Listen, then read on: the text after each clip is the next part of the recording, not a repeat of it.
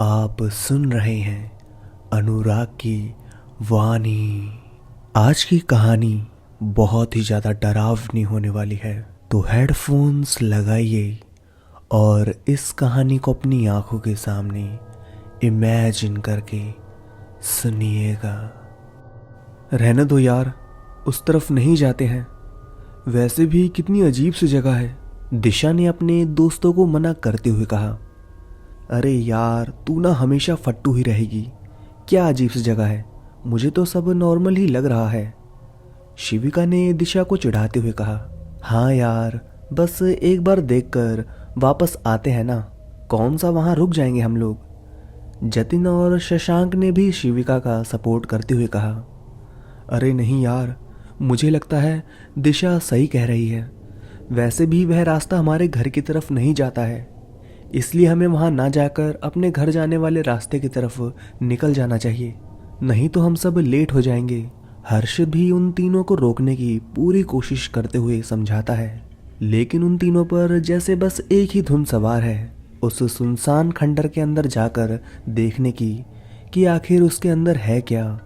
हर्षित के मना करने का भी जतिन, शशांक और शिविका पर कोई असर नहीं पड़ता और वह तीनों उसे भी चिढ़ाते हुए बोलते हैं। यार, तू ना ज़्यादा दिशा के साथ मत घुमा कर, तू भी उसी की तरह डरपोक फट्टू होता जा रहा है। और इतना बोलकर वह तीनों हर्षित का मजाक उड़ाते हुए हंसने लगते हैं। इतना कहकर शिविका और शशांक एक दूसरे के हाथ पर हाथ मारकर हंसते हुए बोलते हैं और जतिन भी उनकी हाँ में हाँ मिलाता हुआ कहता है, बिल्कुल सही कहा, यह दोनों है ही डरपोक कहीं के, लगता ही नहीं हमारे दोस्त हैं। देखो अच्छा, अब और बहस नहीं होगी, जिसे अंदर आना है वह मेरे साथ चले और जिसे नहीं जाना वह यहीं रुके, शिविका ने उन सबको चुप कराते हुए कहा। शिविका की यह बात सुनकर सबसे पहले दिशा बोल पड़ी। मैं तो नहीं जा रही बिल्कुल भी, जिसे जाना है वह जाए, मैं पागल नहीं हूँ तुम लोगों की तरह। दिशा की बात सुनकर हर्षित भी बोल पड़ा। ठीक है, फिर तुम तीनों ही जाओ, मैं दिशा के साथ ही रुकता हूँ। और हाँ, ज़्यादा देर मत लगाना अंदर, 2 घंटे से ज़्यादा देर हुई तो फिर मैं और दिशा वापस घर चले जाएंगे। ठीक है यार, पका मत, आ जाएंगे 2 घंटे से पहले। वैसे भी इतनी देर रुककर वहाँ करना क्या है, सिर्फ एक चक्कर ही लगाकर वापस आ जाएंगे, जतिन ने हर्षित से कहा। इतना बोलकर जतिन, शशांक और शिविका तीनों ही उस खंडर नुमा हवेली के अंदर की तरफ जाने लगी। उन्हें इस तरह अंदर जाते हुए देख दिशा घबराकर फिर से बोली। यार, मैं तो अभी भी कह रही हूँ तुम लोगों से, क्यों फालतू में अंदर जा रहे हो, चलो अपने रास्ते चलते हैं, वापस से सीधे अपने घर। लेकिन दिशा की बात को अनसुना करते हुए वह तीनों अंदर की तरफ चले जाते हैं, उस टूटे फूटे वीरान खंडर में। इस पर दिशा थोड़ा परेशान और उदास हो जाती है। उसे ऐसा देखकर हर्षित उसे समझाते हुए कहता है, वह लोग नहीं मानेंगे दिशा, तेरी कोशिशें बेकार हैं। वैसे एक बात पूछो तुझसे। दिशा बोलती है, हाँ बिल्कुल। हर्षित बोलता है, तू अंदर क्यों नहीं गई उन तीनों के साथ, तुझे सच में डर लगता है क्या ऐसे वीरान खंडरों से, या फिर कोई और बात है। दिशा बोलती है, डर तो लगता है, लेकिन मैंने सुना भी है बहुत कुछ इस जगह के बारे में। 1 मिनट, ये देखो तुम भी। अपने मोबाइल फ़ोन पर हर्षित को कुछ दिखाते हुए दिशा कहती है। उधर दूसरी तरफ अंदर जाते ही शिविका, जतिन और शशांक कुछ ऐसा देखते हैं जिसे देखकर वो तीनों हैरान रह जाते हैं। शिविका बोलती है, ओह माय गॉड, यह सब क्या है। जतिन बोलता है, इट्स अनबिलीवेबल गाइस। फिर शशांक बोलता है, यह सब बहुत अजीब है गाइस, हमें तुरंत वापस चलना चाहिए।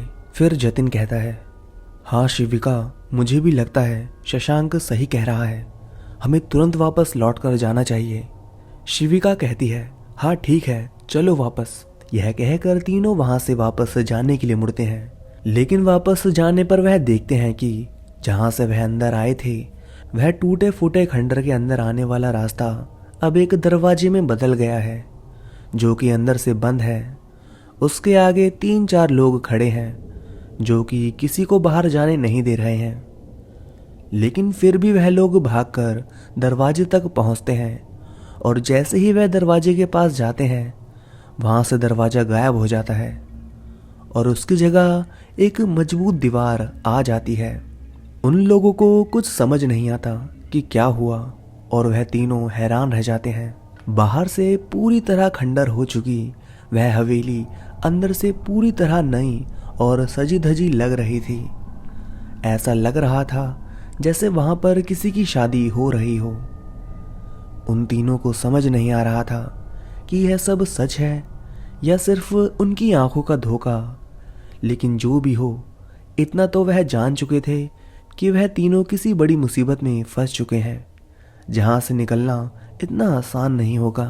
वह तीनों डरे सहमे से एक दूसरे की आंखों में देखते हैं और तभी जतिन घबराते हुए बोलता है, हम तीनों को दिशा की बात माननी चाहिए थी और यहाँ अंदर नहीं आना चाहिए था। शशांक कहता है, हाँ अब हम तीनों बुरी तरह फंस चुके हैं। शिविका कहती है, यहाँ से बाहर निकलने का कोई रास्ता भी नजर नहीं आ रहा है। वह तीनों आपस में बातें कर रहे होते हैं कि तभी पीछे से लंबा घूंघट किए हुए 3-4 औरतें आकर शिविका को अपने साथ लेकर जाने लगती हैं। जतिन और शशांक दोनों उन औरतों को रोकने की काफी कोशिश करते हैं, लेकिन वह दोनों कुछ नहीं कर पाते और वहां औरतें शिविका को अपने साथ लेकर चली जाती हैं। शशांक घबराकर जतिन से कहता है, यह सब क्या हुआ अभी अभी? कहाँ गई शिविका? हम उन औरतों को रोक क्यों नहीं पाए? कौन थी वह लोग? जतिन कहता है, मुझे भी कुछ समझ में नहीं आ रहा है, क्या हो रहा है हमारे साथ?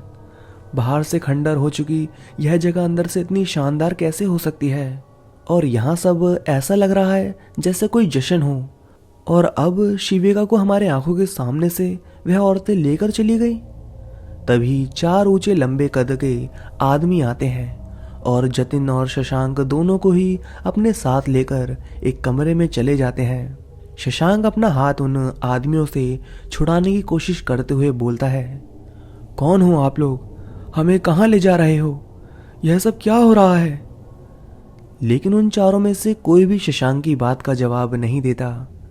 वह सब बिल्कुल किन्हीं कठपुतलियों की तरह केवल अपना काम करते रहते हैं और शशांक और जतिन को लेकर जाकर एक कमरे में बंद कर देते हैं।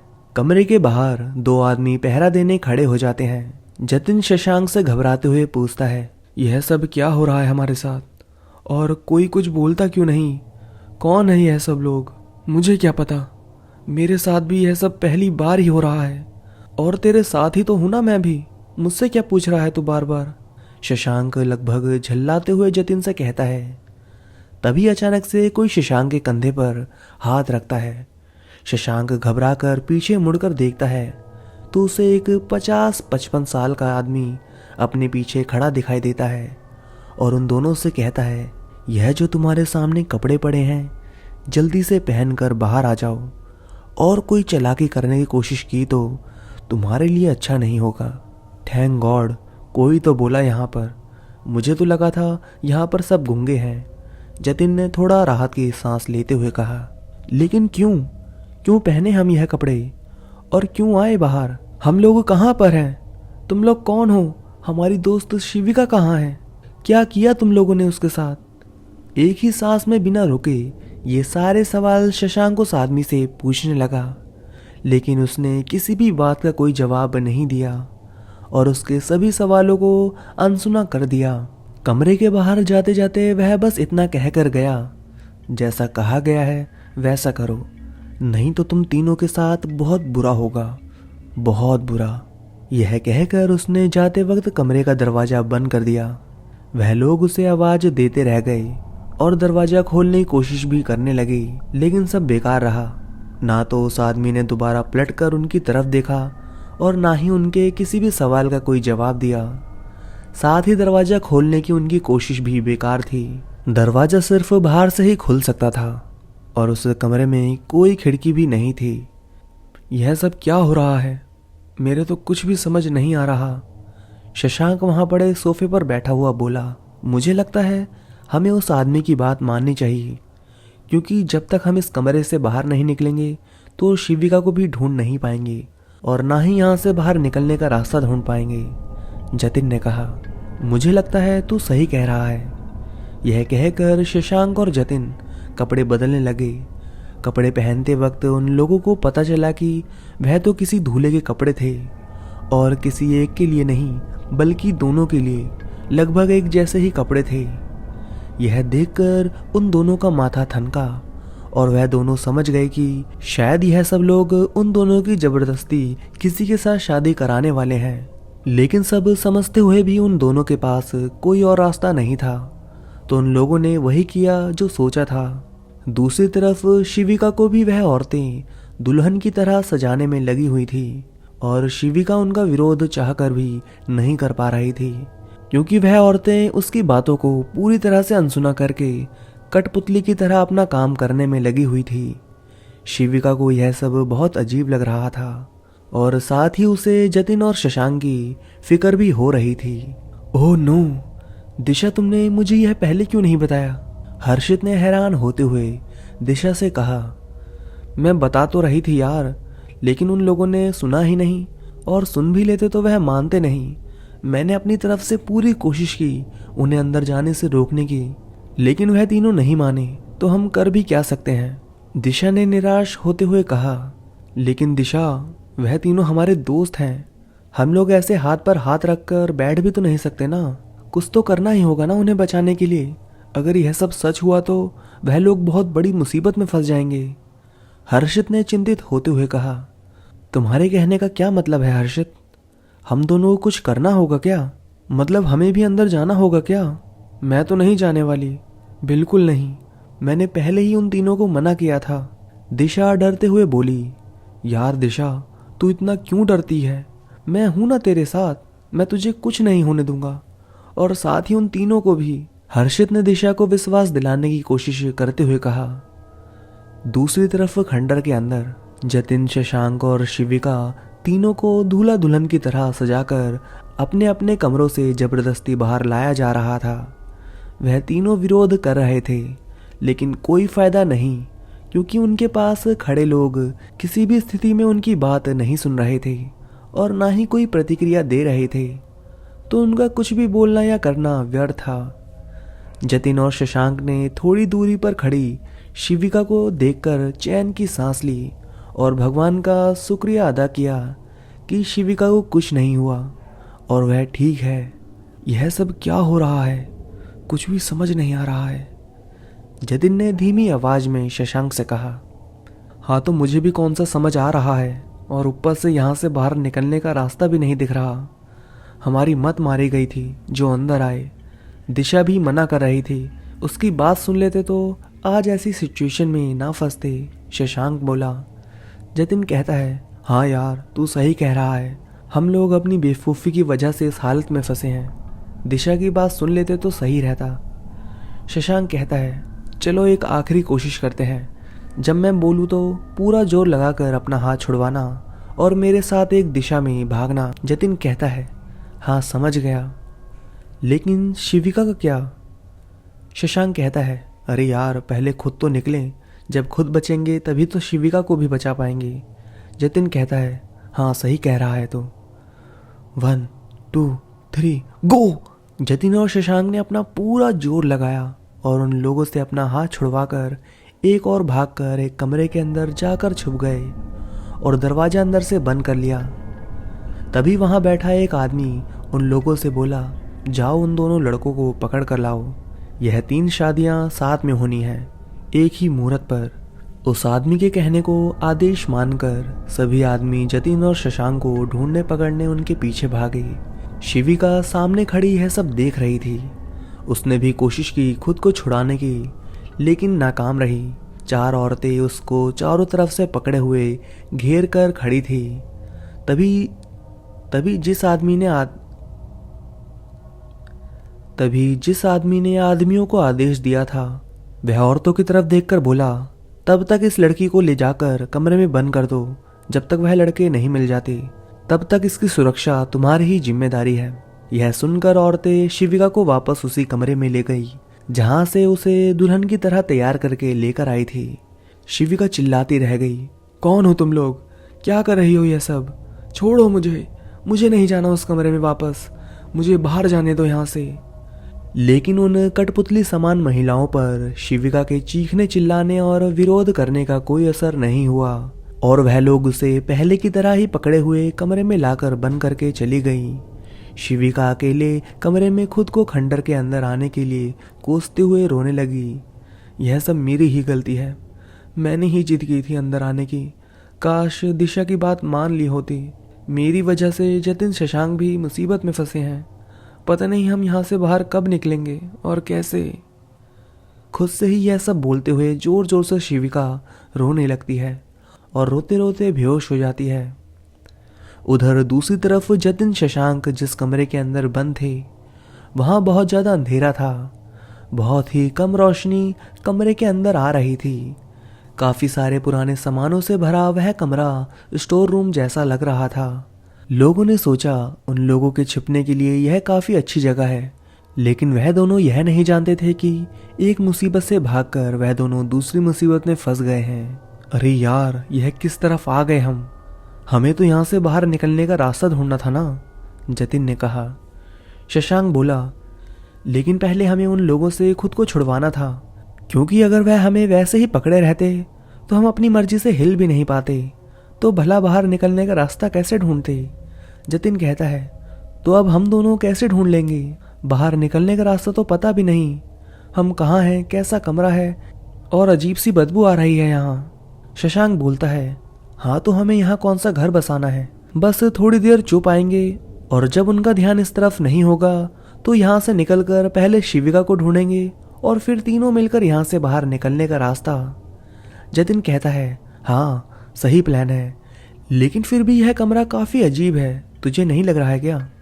हाँ लग तो रहा है, लेकिन क्या कर सकते हैं, कोई और ऑप्शन भी तो नहीं है, मजबूरी में छिपे हैं यार। शशांक ने भी जतिन की बात पर सहमति जताते हुए कहा।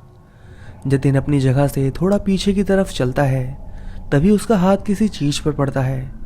वह उसे हाथ में उठाता है और देखते ही चिल्लाकर दूर फेंक देता है। शशांक उसके मुंह पर हाथ रखकर उसे चुप कराते हुए कहता है, धीरे बोल यार, वो लोग सुन लेंगे तो हमें यहाँ से भी पकड़ ले जाएंगे। जतिन धीरे से शशांक का हाथ अपने मुंह पर से हटाते हुए उसे एक तरफ इशारा करता है। शशांक जब उस तरफ देखता है उसकी भी आंखें खुली की खुली रह जाती है। जतिन और शशांक जिस कमरे में छिपे थे, हल्की सी रोशनी में जब उन्होंने उस कमरे के अंदर का नजारा देखा तो उनके पैरों तले जमीन खिसक गई। उस कमरे के अंदर अनगिनत इंसानी कंकाल भरे हुए थे, जिनमें से कुछ तो ज्यादा पुराने लग रहे थे तो कुछ महीने पुराने ही लग रहे थे। उन दोनों ने जब यह नजारा देखा तो उनकी आंखें खुली रह गई और हैरानी वह डर के मिले जुले भाव से उनके दिमाग ने काम करना बंद कर दिया।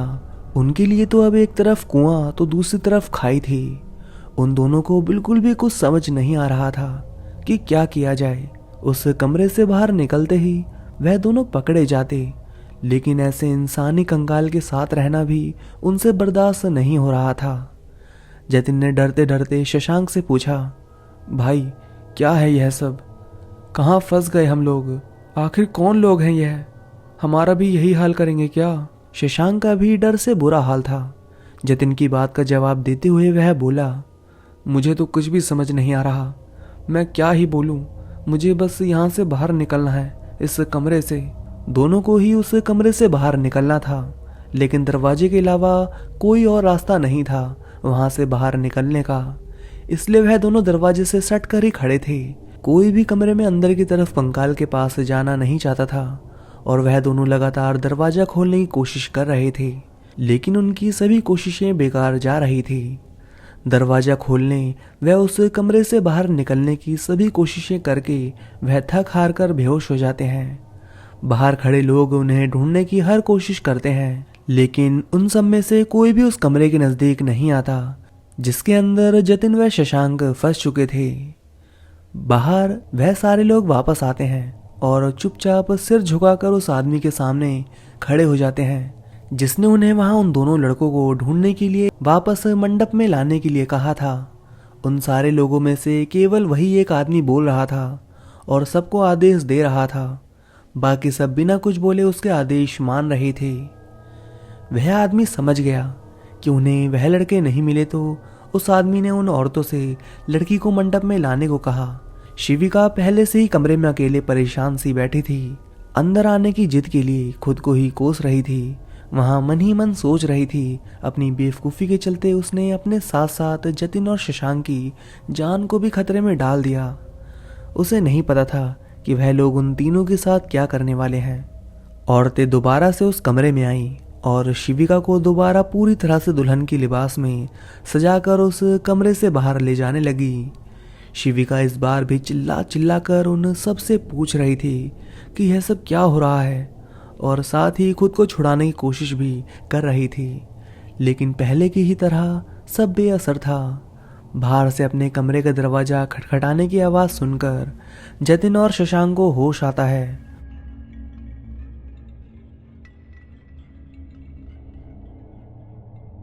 शिविका, जतिन, शशांक, क्या तुम तीनों में से कोई अंदर है क्या? क्या तुम हमारी आवाज़ सुन सकते हो? जवाब दो। मैं हर्षित तुम्हें यहाँ से बचाने आया हूँ। दरवाजे के बाहर से आवाज़ आई। हर्षित की आवाज़ सुनकर जतिन और शशांक बहुत खुश हुए। उन्होंने वापस आवाज़ देते हुए कहा, हाँ हर्षित, हम दोनों अंदर फंसे हुए हैं, मतलब मैं और शशांक। हमें नहीं पता शिविका कहाँ है। प्लीज़ हमें यहाँ से बाहर निकालो। दरवाज़ा तो अंदर से ही बंद है। देखो तुम लोग कोशिश करो खोलने की। यहाँ बाहर से मैंने खोल दिया है। बाहर से हर्षित ने कहा। अंदर से भी खुला हुआ है, लॉक नहीं है, पता नहीं क्यों नहीं खुल रहा। शशांक ने कहा, ठीक है, मैं और दिशा बाहर से अंदर की तरफ धक्का देते हैं और तुम लोग भी अंदर से जोर लगाओ। हर्षित ने सुझाव दिया। हाँ ठीक है, शशांक ने अंदर से कहा, और फिर उन चारों ने एक साथ जोर लगाया तो काफ़ी मेहनत मशक्कत के बाद वह दरवाज़ा खुल गया और जतिन शशांक जल्दी से उस कमरे से बाहर आ रहे हैं। हमारा दिमाग खराब हो गया था जो ऐसी जगह पर आए। मना करने के बावजूद उन दोनों को दूल्हे की तरह तैयार देखकर दिशा ने हैरानी से पूछा, यह क्या हुलिया बनाया है तुम दोनों ने अपना? जतिन ने जवाब दिया, अपनी मर्जी से नहीं पहना हमने यह सब। उन लोगों ने जबरदस्ती पहनवाया है और हमारी शादी भी करने जा रहे थे किसी के साथ। एक मिनट, शिविका कहाँ है? हर्षित ने उन लोगों से सवाल किया। हर्षित का यह सवाल सुनकर जतिन और शशांक दोनों एक दूसरे का मुंह देखने लगे और फिर निराशाजनक भाव से बोले, यार हमें नहीं पता इस वक्त शिविका कहाँ होगी। क्या मतलब नहीं पता? तुम तीनों साथ में अंदर आए थे तो फिर क्या हुआ उसके बाद? दिशा ने चौंकते हुए पूछा। जतिन ने शुरू से लेकर अंत तक की सारी कहानी हर्षित और दिशा को सुना दी और फिर एक ठंडी सांस भरते हुए बोला, आखिरी बार इस कमरे के अंदर घुसने से पहले हम दोनों ने शिविका को देखा था। उसे भी दुल्हन की तरह तैयार किया हुआ था इन लोगों ने। फिर उसके बाद हमें नहीं पता।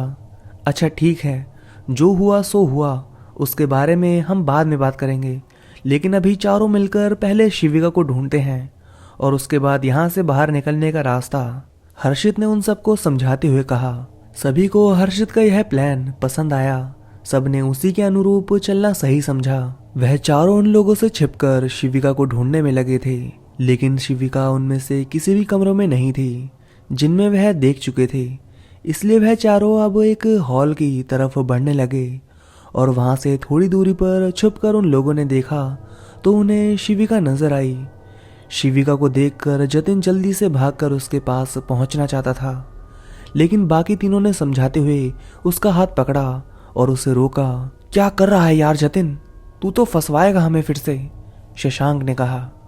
अरे यार, लेकिन शिविका अभी भी उन लोगों के बीच फंसी है, हमें उसे बचाना होगा, जतिन ने कहा।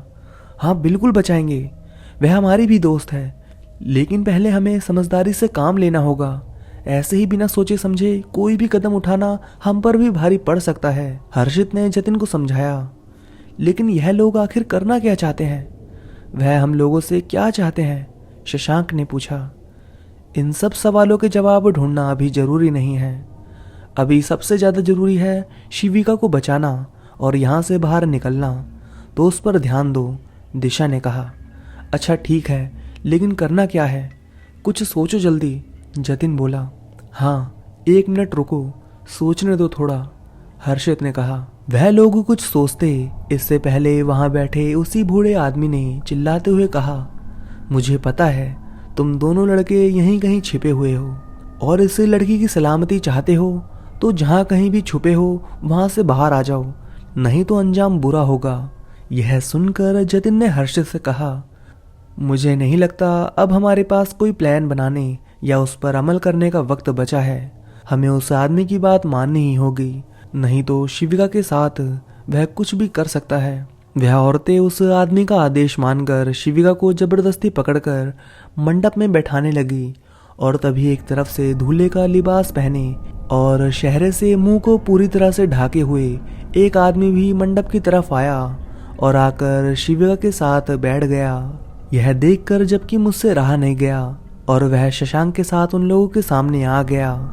दिशा और हर्षित उन लोगों की नजरों में नहीं थे, इसलिए वह दोनों अभी भी छिपे रहे। रुको, जतिन ने चिल्लाकर कहा और शिविका समेत वहां मौजूद सभी लोग जतिन और शशांक की तरफ देखने लगे।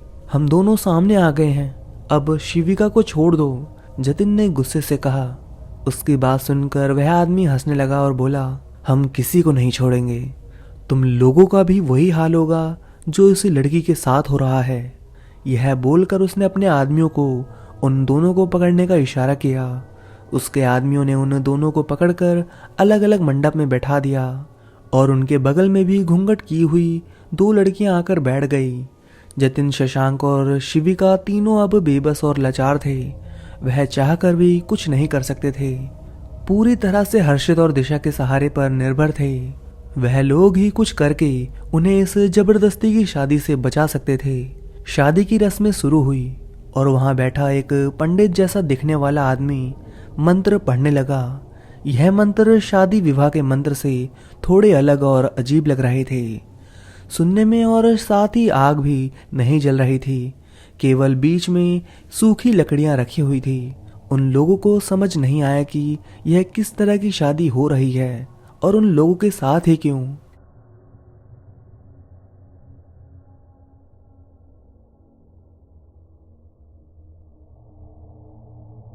और वहां पर रखी लकड़ियों में आग लगाते हुए बोले, कैसे शादी हो रही है बिना अग्नि को साक्षी माने? लगता है आप लोग भूल गए, कोई नहीं, हम लोग आग जला देते हैं। यह सब उन दोनों ने एक साथ और इतना तेजी से किया कि इससे पहले कि उन दोनों को कोई पकड़ पाता, उन्होंने वहां बने मंडप की लकड़ियों में आग लगा दी। और आग देखते ही सबसे पहले वहां बैठा पंडित बना आदमी उठकर दूर भागा और देखते देखते केवल उस बूढ़े व्यक्ति को छोड़कर बाकी सारे लोग धुएं की तरह एक एक करके गायब होने लगे। यह सब देखकर शिविका, जतिन और शशांक की आंखें खुली की खुली रह गई। तीनों जल्दी से भागकर हर्षित और दिशा के पास आ गए। शिविका दिशा के गले लगकर रोती हुई बोली, thank you so much Disha, and I am sorry, मैंने तेरी बात नहीं मानी अपनी बेवकूफ़ी की वजह से।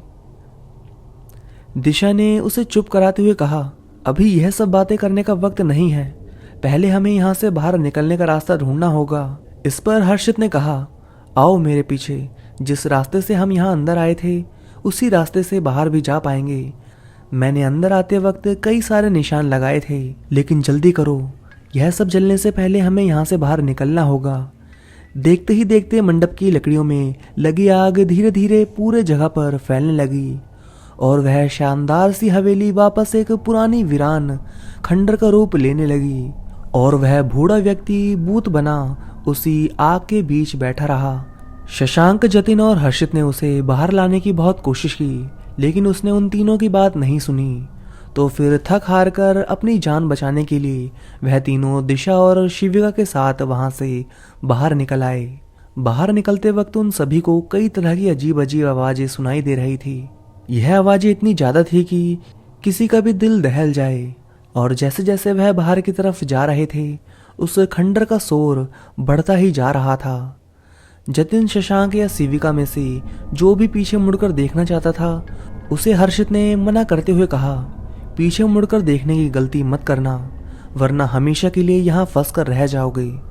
सिर्फ मेरे पीछे आओ, बस हम बाहर निकलने ही वाले हैं। चाहे जितना शोर सुनाई दे, पीछे मुड़कर देखना नहीं।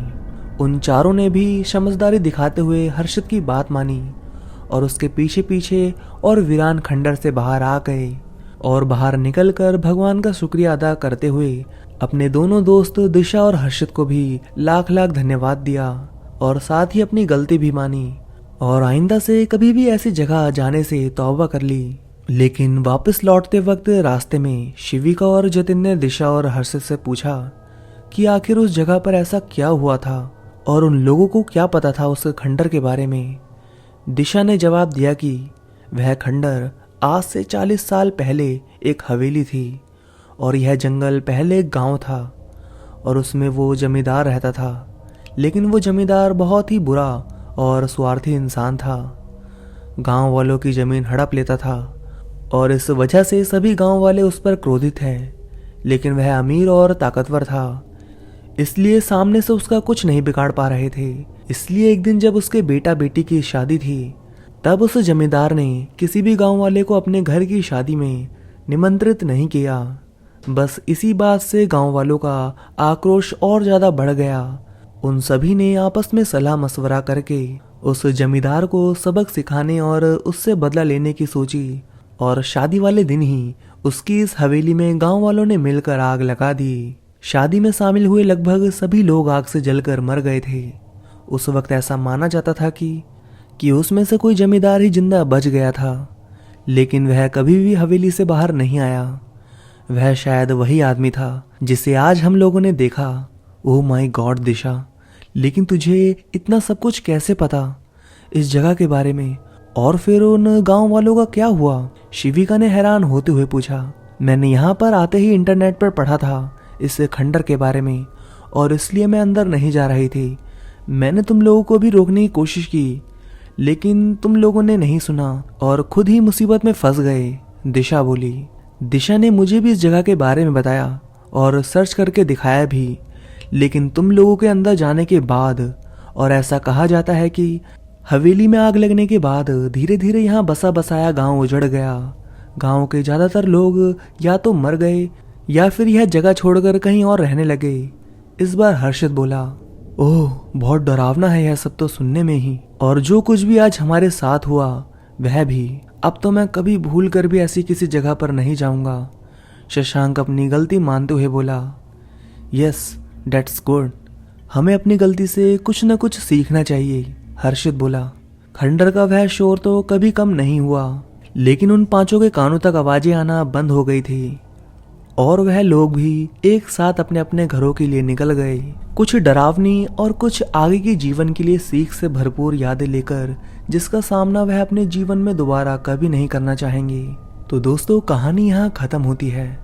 अगर आपको कहानी अच्छी लगी हो तो इस वीडियो को लाइक करिए और कमेंट करके बताइए आपको कहानी कैसी लगी। तो अब मैं आप सभी से मिलता हूँ नेक्स्ट वीडियो में, तब तक के लिए धन्यवाद दोस्तों।